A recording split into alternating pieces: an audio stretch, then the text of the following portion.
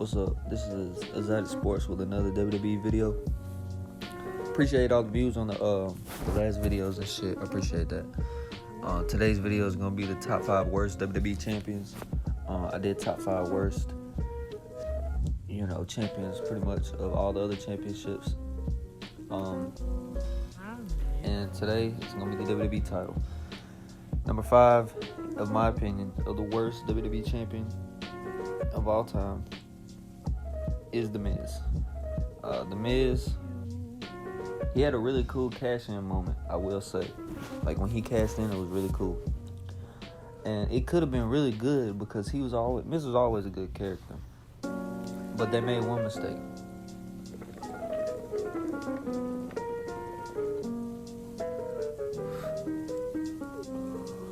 As fun as it was, he shouldn't have been feuding with Jerry Lawler.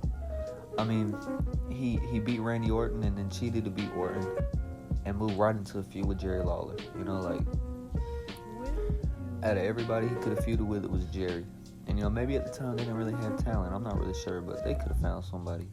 And then Miz went on to face Cena at WrestleMania, and that was more about, it was more about The Rock than it was about Cena.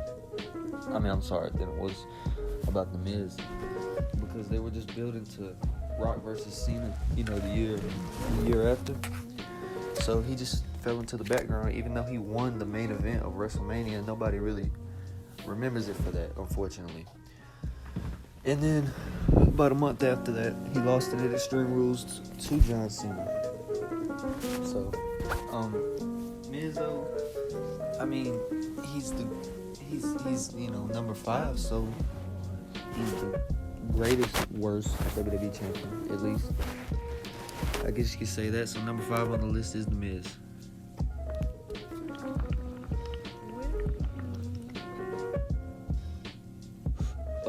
Number 4, this actually really upsets me to put him on here because I'm a big fan, but I'm gonna have to put Rob Van Dam on this list just for the fact that it only lasted 22 days and he never won it back and never really got back into that main event picture.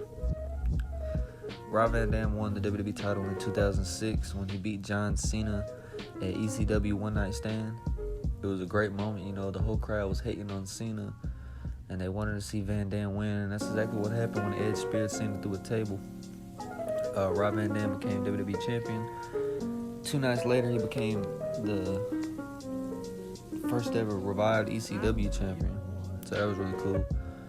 But and his reign itself was pretty decent. It was going decent until it abruptly ended.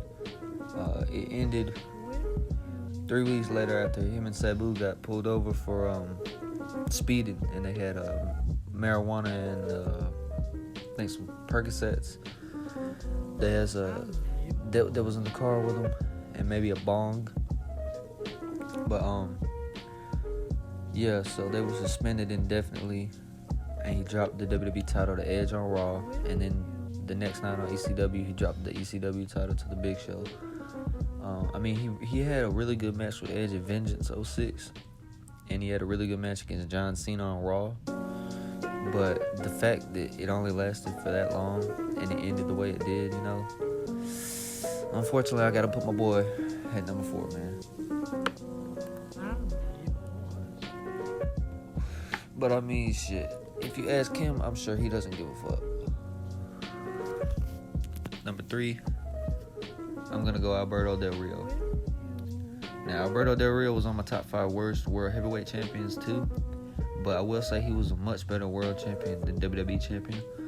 But in that regard, that's not really saying that much. Alberto was a 2-time WWE champion. He first won it in 2011 when he cashed in Money in the Bank on CM Punk at SummerSlam. He held it for a month. I don't know why he dropped it to John Cena. Well, he dropped it to Cena. Cena held it for 2 weeks, and he lost it to Del Rio at Hell in a Cell. Del Rio, he retained against Cena at Vengeance the next month.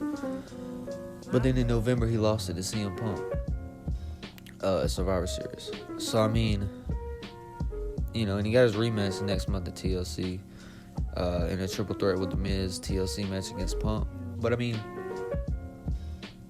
that was it. That's all he did. I can't remember one memorable thing beside. The only thing I remember with him is like the picture of him when he won it and he was raising the title up after he won Money in the Bank on the entrance ramp.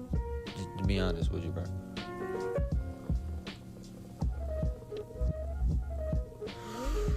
Alberto was a pretty bad WWE champion in my opinion. Really good wrestler, just a bad champion. Alberto Del Rio, number 3. Number 2 on this list is Kane.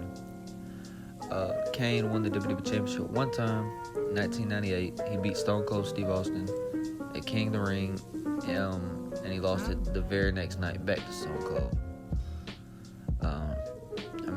What else really needs to be said? It was a one-day reign. And I'm not going to include Rey Mysterio on this list just because he had it for less than a day, and I try not to include that. That's just too easy, But Kane, he had it for one day, and I think that's bad in my opinion. Like, he should have won it, and he should have at least got a month title reign. Like, it's Kane, man. He was a big deal back then too when he won it. But I really like Kane. He's a legend, man. But at least he had a world heavyweight title reign that lasted about 4, 5, 6 months. And in my opinion, I know a lot of people hate on it. Not hate on it, they just dislike it. But I like Kane's world title reign. His feud with The Undertaker, I was really into it when I was a kid, man. Like, maybe I'd have to rewatch it and see, how good it really was. But I just remember being, really intrigued with the shit when I was a kid. So, but anyways, WWE title, Kane is number 2, just for the fact that he only held it for 24 hours. And he won it due to a technicality. It was a first blood match, and he has a mask on and full body clothes with gloves, He had no skin showing, so kind of hard for him to lose. But anyway, number 1 worst WWE champion all time, and I think universally agreed upon, I believe, Jinder Mahal. When Jinder won the title against Randy Orton in 2017, I was confused. I was like laughing about it. I was like confused, and I was like, "This guy's he's a fool, man. Like, what is this?" But as it went on, I was like, I'll give him a chance, and I really gave him like a chance. Like, I was kind of talking him up. Like, I wasn't saying he was great, but I was like, yeah, he's decent, man. He looked like a champion. He would come out with the suits, come out with the Singh brothers. He looked like a champion, but my biggest complaint with his reign is he never had matches. Like, he was barely ever featured in a match on SmackDown. Like, he would be on SmackDown every week, but he would just be talking or, like in a brawl with someone, interfering in somebody's match. Like, he was barely in a match. Like, he faced Luke Harper in a singles match, Ty Dillinger. He did face John Cena, but he just didn't really have matches on SmackDown, and I think it was because they didn't really want to overexpose him because he's really not the best wrestler, But still, he barely had matches. By the time he started feuding with Shinsuke Nakamura, I was like over it. Like, once he beat him at SummerSlam, I was over it. Like, I was like, this ain't what it's supposed to be. And he lost it about 2 months after that to AJ Styles. And when he did, I was like, all right. I thought Jinder was gonna hold it for longer because he had it long enough. But I thought he was gonna hold it longer. But I wasn't complaining that AJ won it. I'm a big AJ Styles fan. But yeah, man, I just think it was something that they tried, man. It just didn't work. They had to beat Randy Orton. They had him beat John Cena. I don't even know if he beat Cena, but he faced him. But it was just wasn't good, man. Jinder Mahal, number 1 on the list, top 5 worst WWE champions. I don't think anybody could disagree with number 1 at least being on the list. Maybe not number 1, even though he should be. But he definitely need to be on the list. But that was the top 5 worst WWE champions all time from 1998 to present.